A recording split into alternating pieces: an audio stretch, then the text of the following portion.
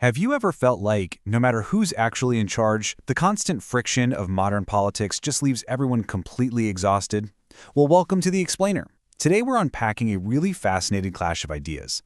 We're going to look at the mounting tensions inside modern political systems, specifically democracies, and contrast them with a much older, highly personal solution: historical internal character formation.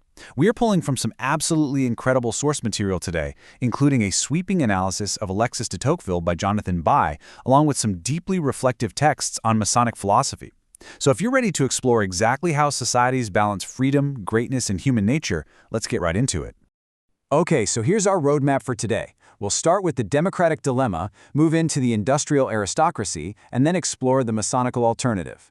From there, we'll be redefining equality and merit, looking at the aristocracy of virtue, and finally, perfecting the inner republic.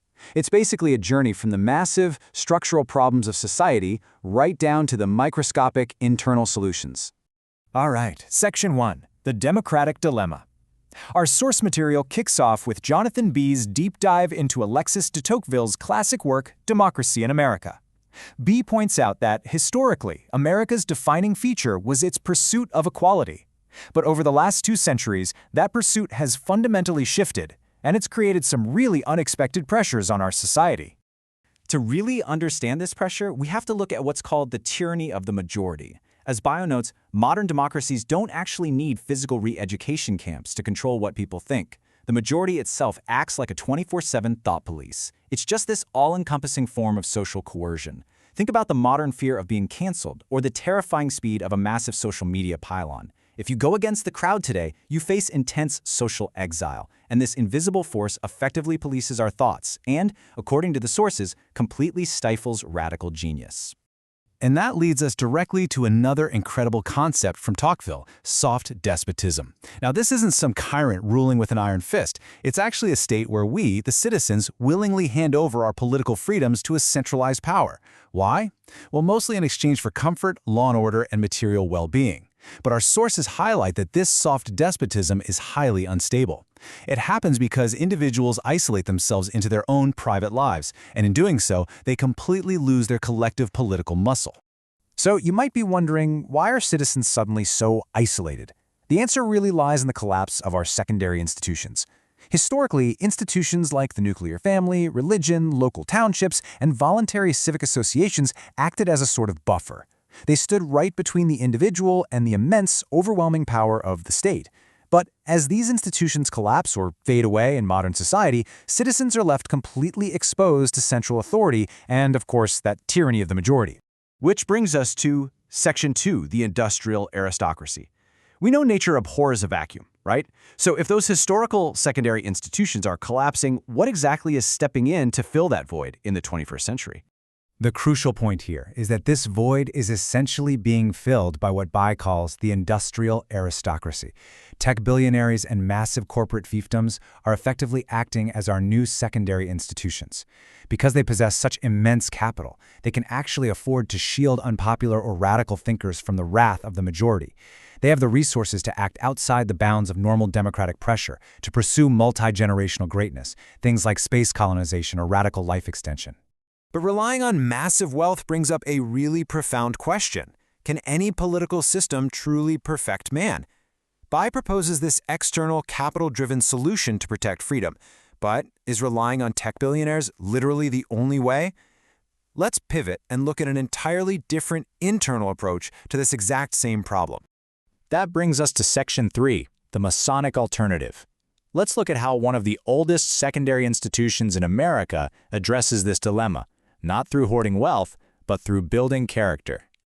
Our Masonic sources argue that the lodge has actually been acting as a buffer between the citizen and the state for 3 centuries. But here is the massive difference. While the industrial aristocrat needs billions of dollars to insulate itself, the lodge requires zero capital to participate.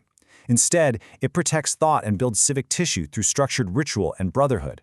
It contains human rivalry not with money, but with a shared moral framework. And this perfectly captures their core philosophy. The Mason's work remains unchanged: to square his actions, circumscribe his passions, and labor continually on the rough ashlar.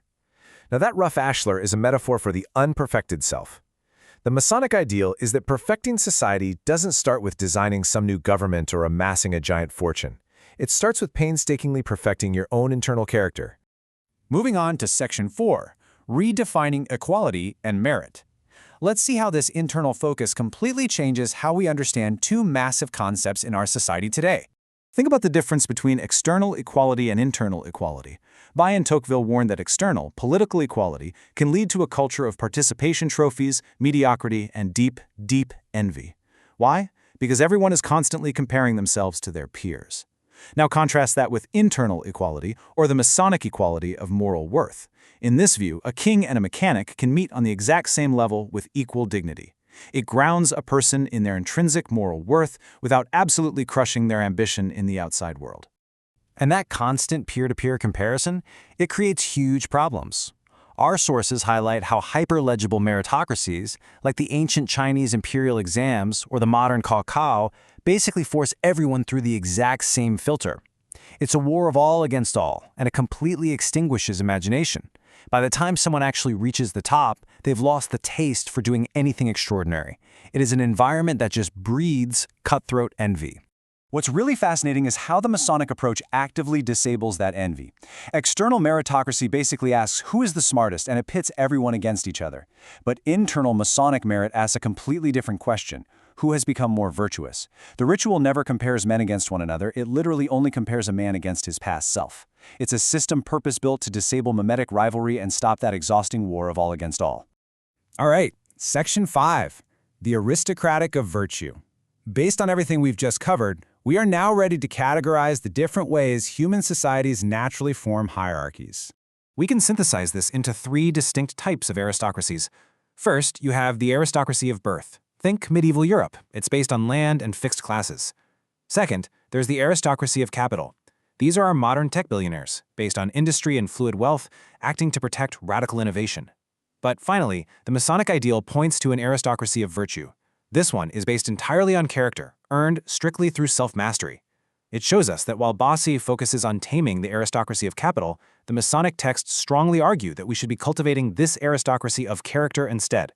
And a huge hallmark of this aristocracy of virtue is the idea that authority exists for service, not privilege. In the Masonic Lodge, when officers are elevated to leadership, it isn't because they're inherently superior humans or because they have a massive bank account. They are elevated temporarily simply because they bear a greater responsibility to serve the group. True nobility is something that you earn internally.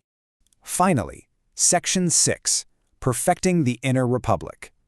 Let's pull all these ideas together by looking at how one actually goes about building this aristocracy of virtue step by step. So how does it work? Well, the sources outline the Masonic degrees as a literal architecture of character. First, you have the apprentice stage, where moral equality is established. Everyone starts as a rough ashlar. Next is the fellow craft, which is an internal examination of memory and disciplined self-improvement, completely separate from your economic utility. And finally, the Master Mason, which is all about assuming true responsibility and triumphing over base ambition. It is a highly structured path of moral instruction. This leads to a really core metaphor from the sources, the compasses placed above the square. This symbolizes that reason must govern appetite. And the really profound takeaway here is that true freedom, it doesn't actually come from democratic governments, and it definitely doesn't come from being shielded by corporate billionaires. True freedom comes from your own reason, mastering your own passions. And this brings us to such a powerful synthesis. Politics changes institutions, but initiation changes souls. Political structures, whether they are democracies or aristocracies, they inevitably rise and fall in the river of history. But the moral architecture of humanity, that is a constant. It requires serious individual labor. The inner republic absolutely must be perfected before you can ever hope to perfect the outer republic. Which leaves us with this final, truly vital question. What kind of man can actually sustain a free society?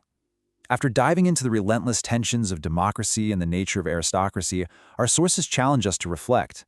Should our ultimate focus be on constantly designing better political systems, or does the survival of liberty actually depend on forming better individuals? It is definitely something to think deeply about. Thanks so much for joining me for this explainer, and keep learning.